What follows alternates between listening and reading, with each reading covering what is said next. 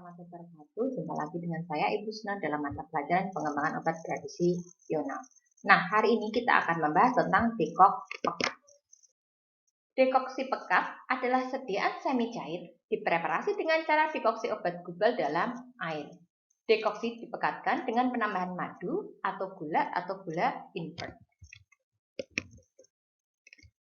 Bagaimana metode ekstraksi dekok pekat?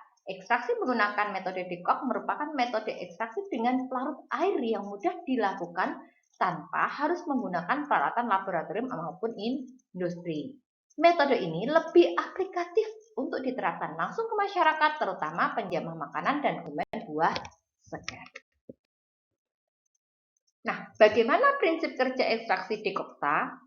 Memiliki prinsip ekstraksi yang sama seperti infusa, hanya saja proses ekstraksinya dilakukan lebih lama sekitar 30 menit dengan suhu antara 90 sampai 90 derajat Celcius.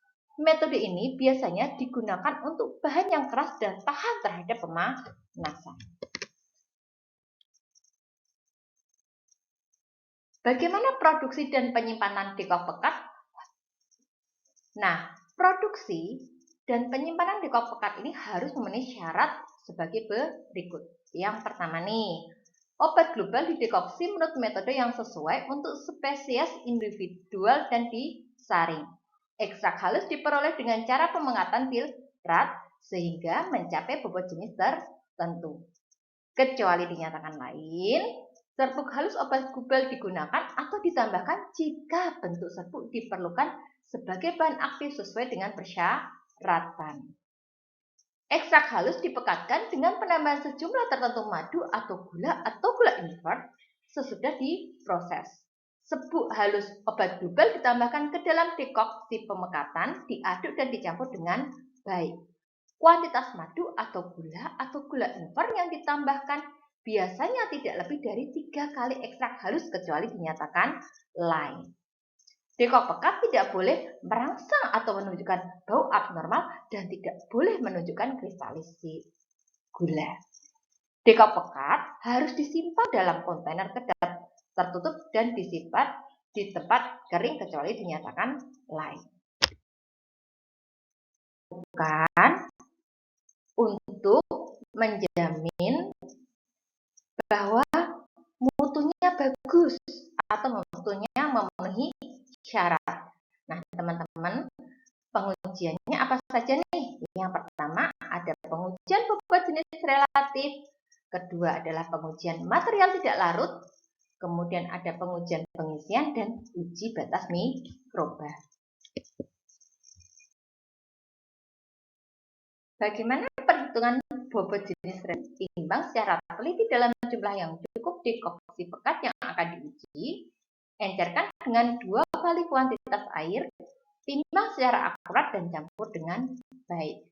Lakukan penentuan bobot jenis relatif sesuai dengan apa yang dituju A dan perhitungan menurut formula sebagai berikut agar memenuhi persyaratan monografi individual.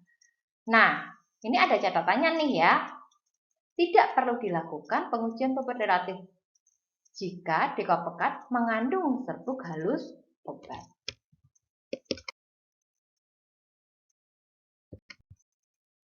Kemudian ada uji material tidak selama 3 menit dan dia mati. Tidak terlihat adanya bahan asing seperti massa hangus atau mengarang atau yang lainnya. Tetapi akan teramati sejumlah kecil serat halus dan partikel yang tidak termasuk dalam limit ini. Dekoksi pekat yang mengandung serbuk halus obat gubal harus diuji sebelum dilakukan penambahan serbuk. Serbuk ditambahkan jika sesuai dengan persyaratan. Tidak perlu melakukan pengujian material tidak larut sesudah serbuk ditambahkan. Kemudian ada uji pengisian. Lakukan uji pengisian minima menurut Appendix 12C yang memenuhi persyaratan spesifik. Untuk uji batas mikroba harus memenuhi persyaratan yang dinyatakan pada uji limit mikroba. Kemudian ada syarat-syarat bahan.